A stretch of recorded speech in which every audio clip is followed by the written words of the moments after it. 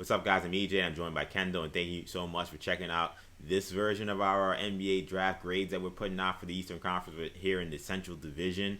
Kendall, there were a lot of high picks in this division. There weren't a lot of good teams in this division. The Bucks beat up on a lot of these teams, and that didn't help some of these teams. So they were near the top of the draft. There's a lot of attention on these teams, and there were some bold moves, some bold picks, some bold moves from these teams. So this is going to be an interesting conversation as well.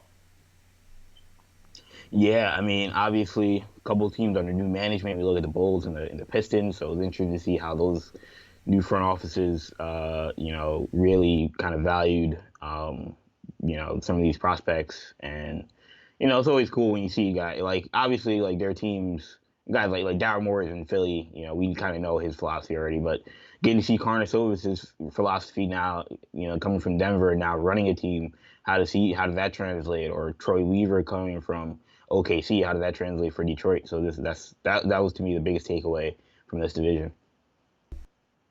Yeah, we certainly got a peek into to how those teams are going to operate moving forward. So let's start off with the Chicago Bulls, as you mentioned, with Karnisovas. So they had the fourth pick in the draft in 44.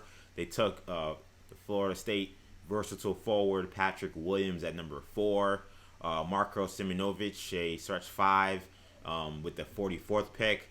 Kendall, I was not feeling what the Bulls did in that first pick. I gave them a C. This is, I think, one of my lowest grades for the Eastern Conference teams. Look, I really like Patrick Williams. Early on in this process, as you start to do your work, I looked at Patrick and I said, okay, this is there's something here with some of the skills he has and the defensive potential. This is a guy, if you get him, late lottery, this is a potential steal because he the development process he has being one of the youngest players in this draft. Him going number 4 is just crazy to me. It's crazy to me when a team had an option at a guy like Isaac Okoro. It's blasphemous when you had a chance at a guy like Denny Avdia, who I just think would have been a much better fit. The Bulls certainly need more passers, more guys who can create for other people, considering the guys they have, Kobe White and Levine. Levine being talked about in trade rumors, even with that situation, those guys are scorers. I just thought Avdia made too much sense. I was really surprised that they ended up pulling the trigger. Not shocked because you started to hear the rumors that, man, Patrick Williams at 4, the Bulls really like him. But, to pull the trigger on that, it couldn't be me.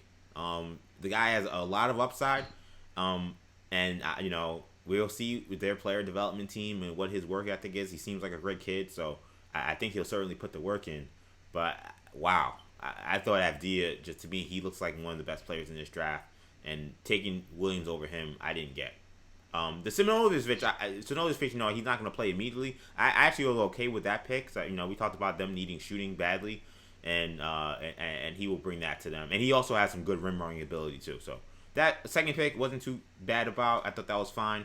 Particularly him being a stash guy. They have some bigs that are going to play next year anyway. So you could take a flyer on him. But the Williams pick, I didn't understand that. Yeah, I think we're really sharing a brain here.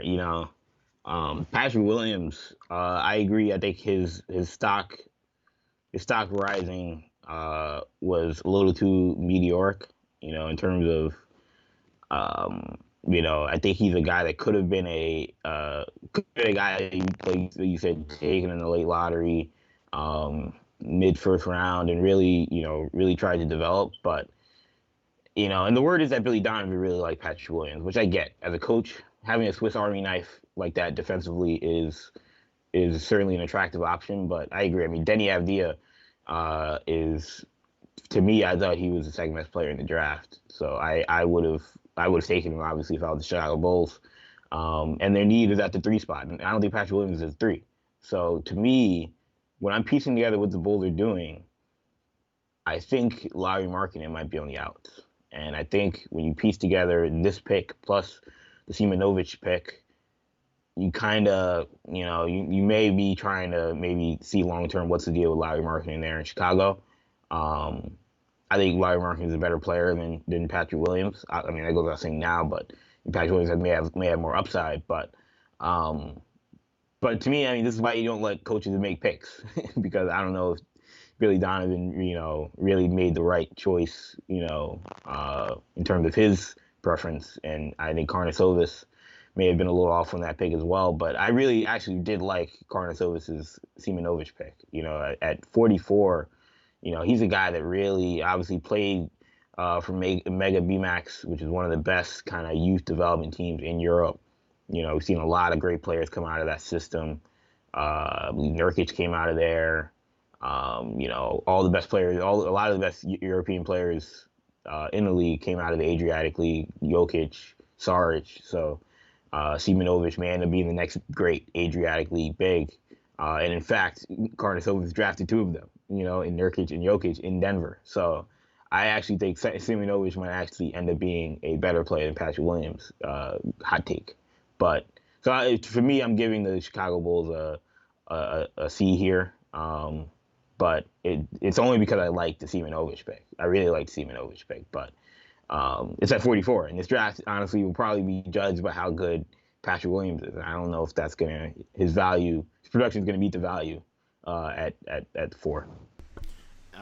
Talk about the Cleveland Cavaliers, Ken. Though they had a pick at number 5. They had no other picks. They didn't try to get another second round pick or another first round pick. They took Isaac Okoro, the athletic defender from Auburn.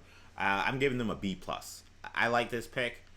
I know I made the case for Avdia, but in our video, I think I also made the case for Okoro if we didn't like Avdia. So this to me is the other option for them. And while I think I I love Okoro. I've talked about him a lot in our private conversations and on this channel. I think I lean Avdia in terms of who I think will be the better player, but I could have an argument for Okoro, and I think when I really thought about it more, Okoro may be a better fit for Cleveland. Because as we mentioned, Cleveland, they kind of were on that New Orleans Pelicans program where I thought they ran their team like a summer camp. It just didn't seem like they cared much about winning. They were getting blown out by 50, 60 points. Not 60, but some of these games. And it didn't seem like they had enough guys on that roster that cared. Their defense was putrid. And one of the issues defensively were the guys on the wing. And Okoro comes in, and the guy's such a hard worker. He's a fiery player. He's the exact kind of guy I think this team needs. You're not looking for a leader necessarily from a rookie, but how a rookie competes can rub off on the older players. And I think Okoro can bring that to this team. I really liked this pick. I thought it was solid.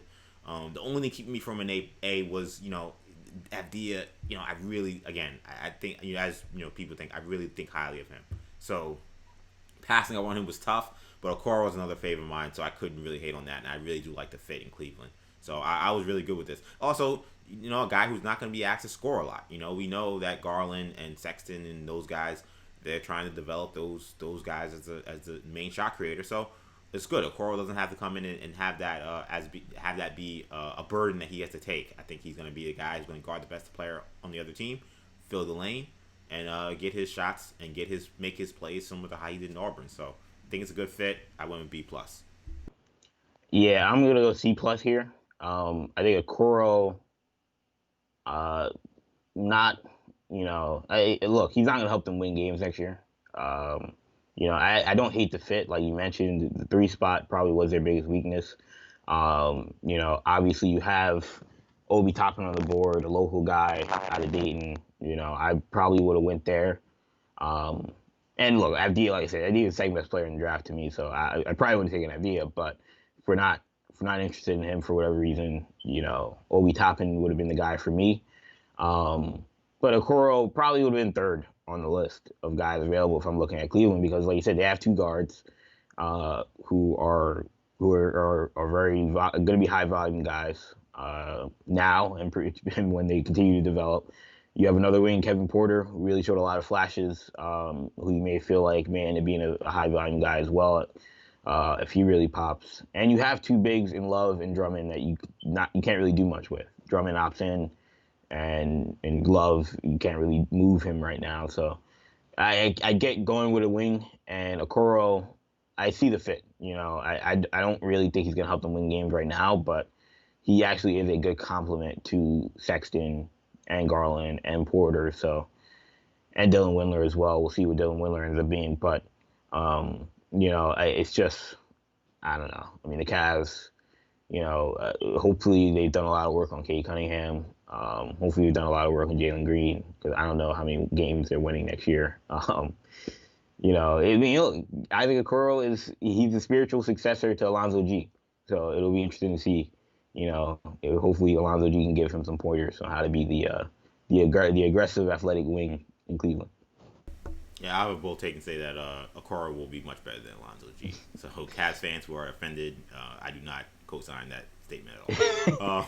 Fair Detroit, enough. Detroit Pistons here. So this was, boy, one to our team that was probably one of the more aggressive teams this draft night. So drafted Killian Hayes at 7. Also, some of the trades they made. Traded a future first for number 16, which ended up being Isaiah Stewart and Trevor Ariza.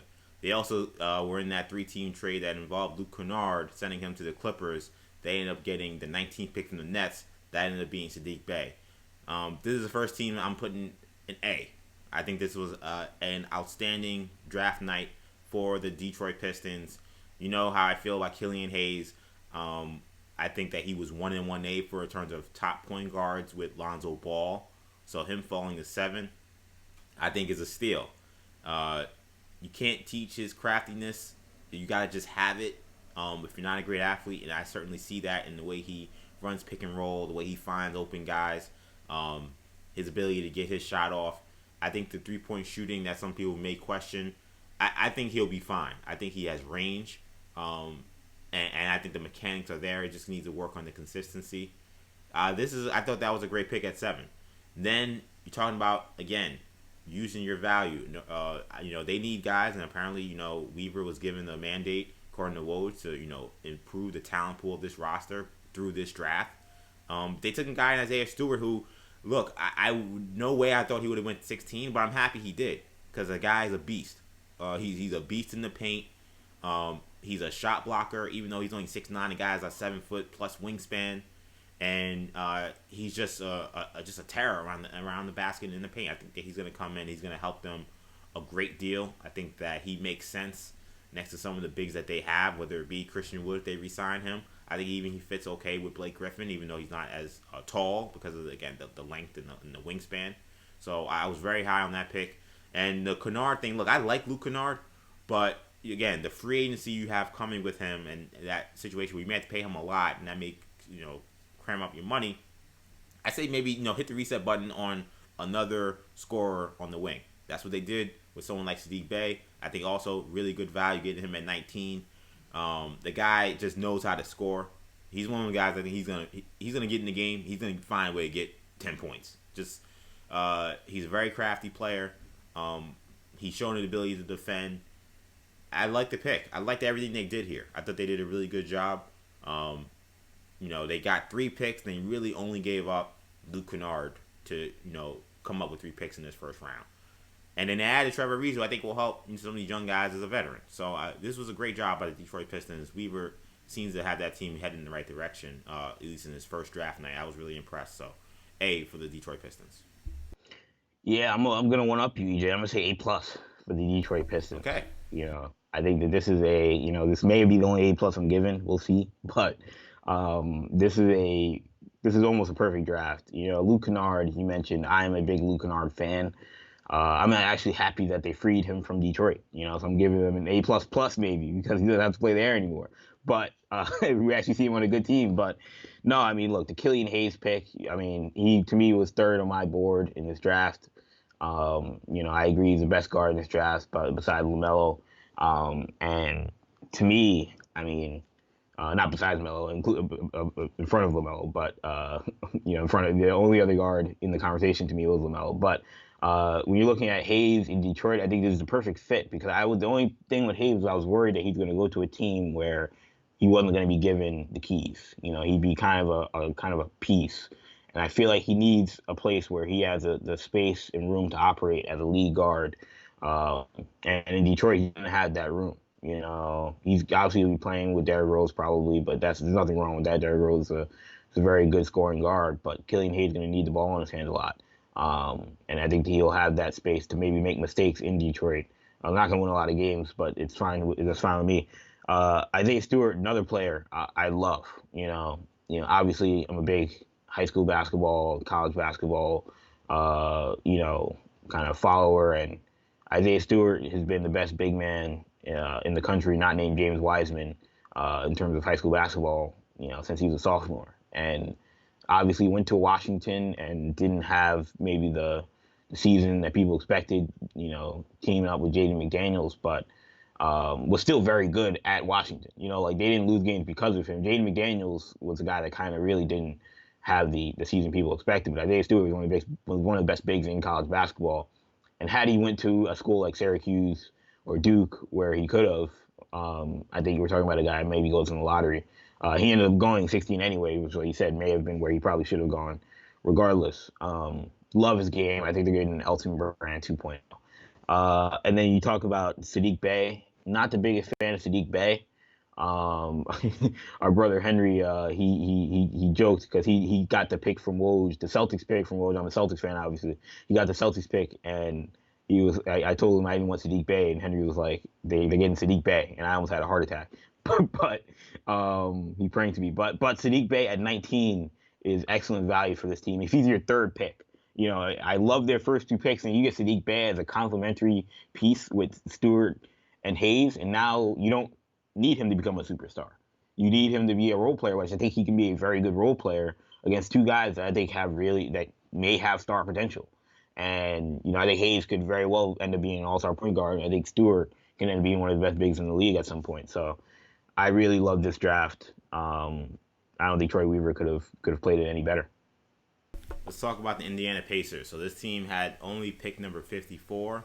They ended up with the highlight reel fast break slam dunker and Cassius Stanley from Duke. I gave the Pacers an A. Man, no way I would have thought Cassius Stanley would have ended up at 54. I think there are a lot of teams that made a lot of mistakes in their evaluation of Cassius Stanley. I think he's a player that projects to be a better NBA player than he was a college player. And for the Pacers, not only do I think you get a great talent in terms of just the value, because I think that this is a guy that probably should have been high second round as opposed to low second round, almost undrafted. But I also think you get a fit. Like, when you get down that the end of that draft, you're thinking, okay, I'll just take the best player available or just get a stash guy. But, one of the things we talked about the Pacers, athletic profile of the team, very poor, particularly on the wing. The fact that you're able to get the best athlete in the draft, who would have written that up? And a guy with the pedigree of Cassius Stanley. So I love it. I think that there's a chance that he ends up being a player for them. Maybe not in year one, but the Pacers have been a proven commodity when it comes to developing young talent. So I like the fit for him going to Indiana. This was great. I love it. Hey. Yeah. In our Pacers War Room video, I talked about the Pacers getting guys like Peyton Pritchard or Emmanuel Quickly, and those guys winning the first round, shockingly, But, a guy we talked about in our War Room videos for a ton of other teams was Cassius Stanley, and we were talking about him as a first round guy. And so for him to end up going, 54, he went after KJ Martin, which we'll talk about the Rockets, but I think that Cassius Stanley, Cassius Stanley to me is a first round talent. I think Josh Green and Cassius Stanley to me are interchangeable as prospects, and Josh Green went 17 or 18 or wherever he went, and this guy Cassius Stanley goes 54. I don't really see that, but he's an older prospect. I think that hurt him, and he's a 21-year-old freshman, but all right, so he's ancient. He's 21. He has so much upside given his athletic profile. He's already shown an improving skill set. His jump shot has gotten much better. His handle's gotten much better throughout high school basketball and into college at Duke. And he plays winning basketball, which shocked me. Coming out of high school, I thought, oh, yeah, this guy, he's a great athlete. But going to Duke, Duke's going to eat him alive. All California guys always get eaten alive at Duke. But, he really thrives playing in that system and being a role player, which I did not expect. So I think he's going to step in right away and be ready for the NBA game because he went to a tough environment at Duke, not an easy place to succeed, especially for guys like Cassius Stanley, and he hit it out of the park. So I give him his credit. I agree. I think this is an A pick for me. Coach K really gushed about Cassius Stanley in an interview recently, talking about he thinks he has a lot of star power, on and off the court, and I think that I agree with him as well. Yeah, I think teams are going to regret Cassius Stanley going to 54. Milwaukee Bucks. So this was one of the more complicated drafts. So before the draft, they had traded 3 first-round picks along with obviously Eric Bledsoe and George Hill for Jrue Holiday. In that trade, they also got the 60th pick in the draft, which ended up being Sam Merrill from Utah State. So that was before the draft. They drafted, and obviously, when they got the 60th pick, they went up taking Sam Merrill. And then during the draft, they traded 2 future second-round picks for the 45th pick, which ended up being Jordan Nwora from Louisville. So Kendall, there's only this in East Conference at least. There's only team that have an asterisk by their grade. I'm going B- with an asterisk. The asterisk being, is Giannis signing a supermax extension? If he does, I think I can make the case this is maybe an A-. I can move it up that high because that's really all that matters for this franchise. But if he's not signing a max extension, and we don't know what the situation was with Bogdan Bogdanovic. Oh boy, I mean, 3 first-round picks for Jrue Holiday. That's a really steep price. I just don't know if I could co-sign that kind of risk without a guarantee from Giannis that you're not leaving in free agency. Jrue Holiday is a good player. They need a player. They needed a point guard. They needed an upgraded point guard, so they got it. And I love his defensive intensity, so that's an upgrade from that standpoint too.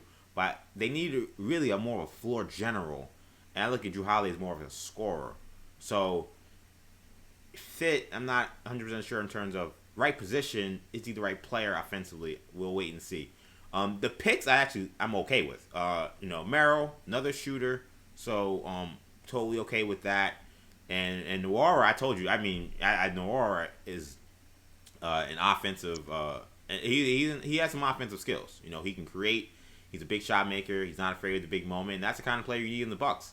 So the picks I really liked, and I like Jrue Holiday in a vacuum. The circumstances around everything is why I can only go B-, because if somehow, obviously Giannis leaves, I mean, this drops to an F, because you gave up 3 first-round picks for a complimentary piece to Giannis who's not there. So this is a very complicated situation. The players they have, the collection, I like in a vacuum. The circumstances complicated, so I go B-. Yeah, I'm going with an A for the Milwaukee Bucks, and I think we may have calibrated our grades differently because I'm not really taking into consideration the Jrue Holiday situation. That's an offseason move that I mean, they gave up a first-round pick in this draft. They gave that's up part of it. That's why I included it. Pick, and I don't remember who that pick even ended up being, but that was to New Orleans, who I believe New Orleans moved that pick to someone else. These trades. That pick ended up being R.J. Hampton, by the way, which ended up being one of the more bizarre scenes. Congrats to R.J. Hampton.